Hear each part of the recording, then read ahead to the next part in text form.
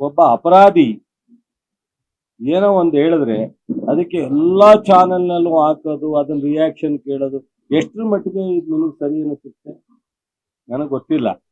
ನೀವೆಲ್ಲ ಬುದ್ಧಿವಂತರಿದ್ದೀರಾ. ಯಾವುದೋ ಒಂದು ಟಿವಿನಲ್ಲಿ ಓಡ್ಬೇಕು ಅನ್ನೋ ಕಾರಣಕ್ಕೋಸ್ಕರ ಹಾಕೋದಲ್ಲ. ಅವರು ಮೊನ್ನೆ ಒಂದು ವಿಡಿಯೋ ಅರೆಸ್ಟ್ ಆದ ಹಿನ್ನೆಲೆಯಲ್ಲಿ ಒಂದು ವಿಡಿಯೋನ ಲೀಕ್ ಆಗುತ್ತೆ. ಒಬ್ಬ ಮಹಿಳೆ ಬಗ್ಗೆ, ಸಂತ್ರಸ್ತೆ ಬಗ್ಗೆ ಅವ್ರು ಮಾತಾಡ್ತಾನೆ. ಅಂತ ವಿಡಿಯೋ ಬಂದಿರೋ ಒಬ್ಬ ದೇವರಾಜೇಗೌಡನ ಬಗ್ಗೆ ನೀವು ಮಹತ್ವ ಕೊಡ್ತಿರಲ್ಲ, ನಾವು ಇದನ್ನ ಬಹುಶಃ ಈ ತರದ ಯಾವತ್ತೂ ಮುಂದೆ ಮುಂದುವರಿತಕ್ಕಂಥದ್ದು ನಿಮ್ಮ ಪ್ರಿಂಟ್ ಮೀಡಿಯಾ ಅಲ್ಲಿ, ಟಿವಿ ಮೀಡಿಯಾ ಅಲ್ಲಿ ಗೌರವ ಅಲ್ಲ ಅಂತ ನನ್ನ ಭಾವನೆ. ನೀವು ಬೇಜಾರು ಮಾಡ್ಕೊಂಡ್ರು ಪರವಾಗಿಲ್ಲ. ಯಾವತ್ತೂ ನಾನು ಮೀಡಿಯಾದವ್ರ ಮುಂದೆ, ಮಾಧ್ಯಮದವ್ರ ಮುಂದೆ ನಾನು ಸ್ವಲ್ಪ ಬೇಜಾರಾಗಿ ನಡ್ಕೊಳಕ್ ನಾನು ತಯಾರಿಲ್ಲ. ಬಟ್ ಇದಂತೂ ಅತ್ಯಂತ ನಮ್ಮೆಲ್ರಿಗೂ ತಲೆ ಬಗ್ಸ್ತಕ್ಕಂಥ ವಿಚಾರ.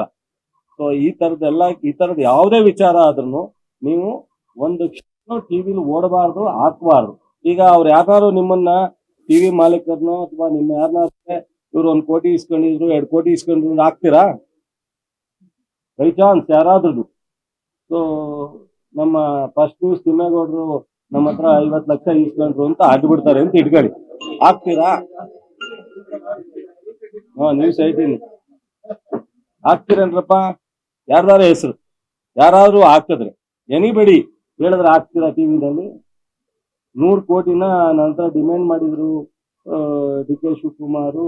ಅದಕ್ಕೊಂದು ಟೀಮ್ ಕಟ್ಟಿದ್ದಾರೆ. ಪ್ರಿಯಾಂಕರ್ಗೆ, ಕೃಷ್ಣ ಬೈರೇಗೌಡರು, ಚಲುವರಾಯಸ್ವಾಮಿ, ಇನ್ನೊಬ್ಬ ಮಂತ್ರಿ, ಮೊದಲು 4 ಮಂತ್ರಿ ಅಂತ ಹೇಳಿದ್ರು. ಈಗ 3 ಜನ ಹೆಸರು ಹೇಳವ್ರೆ. ಇನ್ನೊಬ್ರು ಹೆಸರು ಹೇಳೋದಕ್ಕೆ ಅವ್ರ ಪರ್ಮಿಷನ್ ತಗೋಬೇಕನ್ನೋ ಯಾರಿಂದ, ಮೋಸ್ಟ್ಲಿ ಅವ್ರಿಗಿನ್ನು ಯಾರ ಹೆಸರು ಹೇಳಬೇಕು ಅಂತ ಇನ್ನೂ ಪರ್ಮಿಷನ್ ಸಿಕ್ಕಿಲ್ಲ ಅಂತ ಕಾಣುತ್ತೆ ದೇವರಾಜನಿಗೆ. ಅದಕ್ಕೋಸ್ಕರ ಮತ್ತು ಈಗ 1 ವರ್ಷದಿಂದ ಇದೇ ದೇವರಾಜ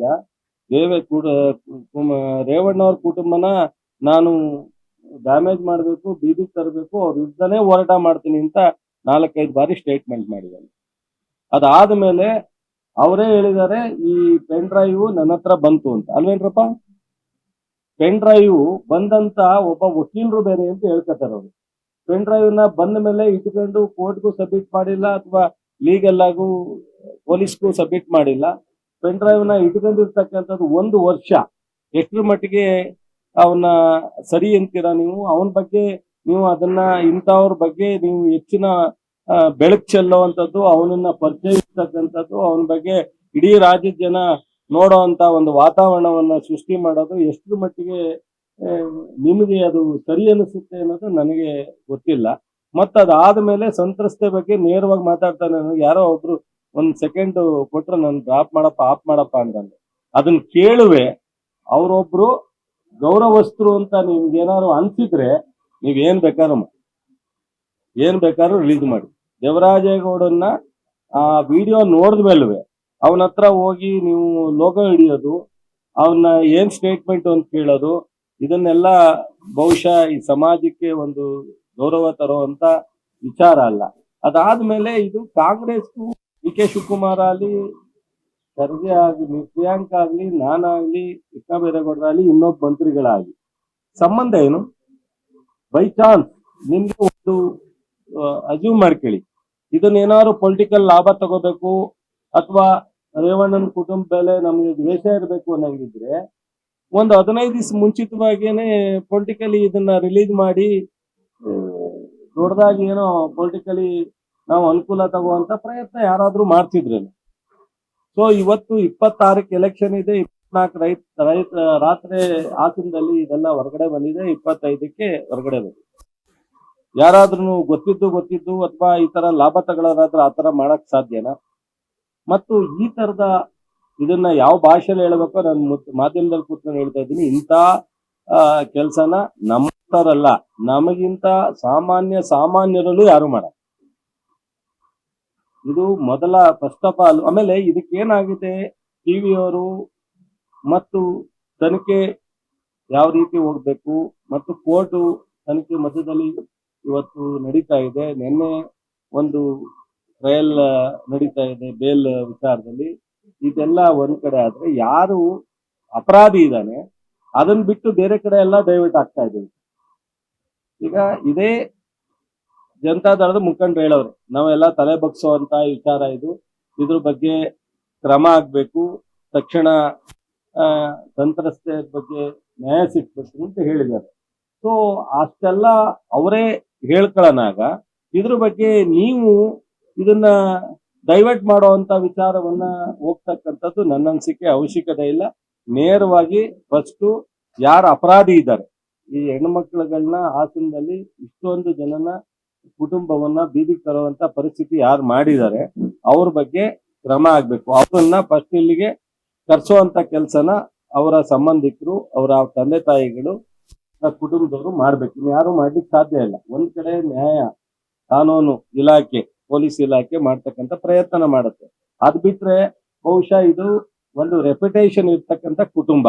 ಸೊ ಈ ನಮ್ಮ ಕುಟುಂಬದಲ್ಲಿ ಈ ತರದೆಲ್ಲ ಅಪಾದನೆ ಆಗಿರೋದ್ರಿಂದ ಫಸ್ಟ್ ಬಂದು ನೀನು ಸರೆಂಡರ್ ಆಗಪ್ಪ, ಏನಿದೆ ತನಿಖೆ ಫೇಸ್ ಮಾಡು ಅಂತ ಹೇಳ್ತಕ್ಕಂಥದ್ದು ಆ ಕುಟುಂಬದ ಮುಖ್ಯಸ್ಥರುಗಳು ಮಾಡ್ಬೇಕು. ಸೊ ಒಂದ್ ಕಡೆ ಅದನ್ನ ಮಾಡಿ ಅವನನ್ನ ಕರ್ಕೊಂಡ್ಬಂದು ಸೊ ತನಿಖೆಗೆ ಒಳಪಡಿಸಿದಾಗ ಇದಕ್ಕೆ ಒಂದು ಹಂತ. ಅದಾದ್ಮೇಲೆ ಅವರು ರೆಕಾರ್ಡ್ ಮಾಡಿದ್ದು ಎರಡನೇ ತಪ್ಪು. ಒಂದು ಆ ಮಕ್ಕಳ ಜೊತೆ ಸಂಬಂಧ ಬೆಳೆಸಿದ ತಪ್ಪಾದ್ರೆ, ಎರಡನೇದು ಆ ರೆಕಾರ್ಡ್ ಮಾಡ್ಕೊಂಡಿದ್ದು ಎರಡನೇ ತಪ್ಪು. ಅದಾದ್ಮೇಲೆ ಅಲ್ಲಿಂದ ಎಲ್ಲಿಗೆ ಪಾಸ್ ಆಯ್ತು, ಈ ಮೂರನ್ನು ಬಿಟ್ಟು ಇದರಲ್ಲಿ ಡಿ ಕೆ ಶಿವಕುಮಾರ್ ಪಾತ್ರ ಇದೆ, ಇದರಲ್ಲಿ ಸ್ವಾಮಿ ಅವ್ರನ್ನ ಟೀಮ್ ಮಾಡವ್ರೆ, ಡಿ ಕೆ ಶಿವಕುಮಾರ್ ಅವರು 3-4 ಜನ ಮಂತ್ರಿಗಳ ಜೊತೆ ನಮ್ಮ ಜೊತೆ ಯಾವ್ದಾರು ಡಿ ಕೆ ಶಿವಕುಮಾರ್ ಈ ವಿಚಾರದಲ್ಲಿ ಒಂದು ಮೀಟಿಂಗ್ ಮಾಡೋದಾಗ್ಲಿ, ಅಥವಾ ಇಲ್ಲ ನಾವು ದೇವರಾಜೇಗೌಡರ ಜೊತೆಲಾಗಲಿ ಇನ್ನೊಬ್ಬರ ಜೊತೆಲಾಗಲಿ, ನಾ ದೇವರಾಜೇಗೌಡ ಯಾರು ಅಂತ ನೋಡಿಲ್ಲ, ನಿಮ್ ಟಿವಿಲಿ ಬಂದ್ಮೇಲೆ ನೋಡಿರೋದ. ಅವ್ರಿಗೂ ನಮಗೂ ಯಾವತ್ತು ಯಾವುದೇ ವಿಚಾರದಲ್ಲೂ ಸಂಪರ್ಕ ಇಲ್ಲದೆ ಇರ್ತಕ್ಕಂಥ ವ್ಯಕ್ತಿ, ಮತ್ತು ನಮ್ಮ ಬಗ್ಗೆ ಮಾತನಾಡ್ತಕ್ಕಂಥದಕ್ಕೆ ಅವನಿಗೆ ಯಾವ ನೈತಿಕ ಹಕ್ಕು ಇಲ್ಲ. ಅವರು ಈ ಒಂದು ಡೈವರ್ಟ್ ಯಾರೋ ಅವ್ರಿಗೆ ಹಿನ್ನೆಲೆ ಇರ್ತಕ್ಕಂಥ ಇದರಲ್ಲಿ ಯಾರಿದ್ದಾರೆ ಅನ್ನೋದನ್ನ ಇಲಾಖೆ ತನಿಖೆ ಮಾಡ್ತಾ ಇರ್ತಕ್ಕಂಥ ತನಿಖಾ ಸಂಸ್ಥೆ ಹುಡುಕ್ಬೇಕು. ಅವರು ಅದನ್ನ ಡೈವರ್ಟ್ ಮಾಡ್ಲಿಕ್ಕೋಸ್ಕರ ಏನ್ ದೇವರಾಜೇಗೌಡರನ್ನ ಉಪಯೋಗಿಸ್ಕೊತಾ ಇದ್ದಾರೋ ಅವರನ್ನ ಯಾರು ಅಂತ ಹೇಳಿ ಇಲ್ಲಿ ಕಂಡುಹಿಡಿಬೇಕಾದ ಬಹಳ ಮುಖ್ಯವಾಗಿದೆ. ಇದಕ್ಕೂ ನಮ್ಮ ಕಾಂಗ್ರೆಸ್ಗೂ ನಾನು ಒಬ್ಬನಿಗೆ ಅಲ್ಲ, ಇಡೀ ಕಾಂಗ್ರೆಸ್ಗೆ ಸಂಬಂಧ ಇಲ್ಲ. ಮತ್ತು ಡಿ ಕೆ ಶಿವಕುಮಾರ್ಗಾಲಿ ನಮ್ಮ ಏನು ಹೆಸರು ಹೇಳಿದಾರೆ 3 ಮಂತ್ರಿಗಳು, ಇವ್ರಿಗೂ ನಾವು ಸಂಬಂಧ ಇಲ್ಲ. ಸೊ ತನಿಖೆ SIT ನಲ್ಲಿ ಬಹಳ ಸೀರಿಯಸ್ ಆಗಿ ಗಂಭೀರವಾಗಿ ತನಿಖೆ ನಡೀತಾ ಇದೆ. ಆ ತನಿಖೆಗೆ ಈ ವಿಚಾರ ಈ ರಾಜ್ಯದ ಎಲ್ಲರ ಗೌರವದ ಪ್ರಶ್ನೆ, ಗಂಭೀರವಾದ ವಿಚಾರ. ಅದಕ್ಕೋಸ್ಕರ ಏನಾದ್ರೂ ಈ ಏನು ರೆಪ್ಯುಟೇಷನ್ ಇರೋ ಕುಟುಂಬ ಅಂತ ಹೇಳಿದ್ರೆ ನಾನು ಹೆಸರು ಹೇಳಲಿಕ್ಕೂ ಹೋಗಲ್ಲ. ಸಾಧ್ಯವಾದ್ರೆ ಅವರಿಗೆ ಈ ರಾಜ್ಯದ ಜನ ಅನೇಕ ಬಾರಿ ಆಶೀರ್ವಾದ ಮಾಡಿದ್ದಾರೆ. ಅವರು ಮಾಡ್ಬೇಕಾಗಿರೋದು ಇಷ್ಟೇ, ಪ್ರಜ್ವಲ್ ರೇವಣ್ಣನ ಕರೆಸಿ ತನಿಖೆಗೆ ಕೊಡಿಸ್ತಕ್ಕಂಥ ಕೆಲಸವನ್ನ ಅವ್ರು ಮಾಡಬಹುದು. ಅದು ಬಿಟ್ರೆ ಕೇಂದ್ರ ಸರ್ಕಾರವನ್ನ ಉಪಯೋಗಿಸ್ಕೊಂಡು ನಮ್ಮ ರಾಜ್ಯದ ಪೊಲೀಸ್ ಇಲಾಖೆ ಅವ್ರನ್ನ ಕರೆಸೋಂತ ಪ್ರಯತ್ನವನ್ನ ಮಾಡ್ಬೇಕು.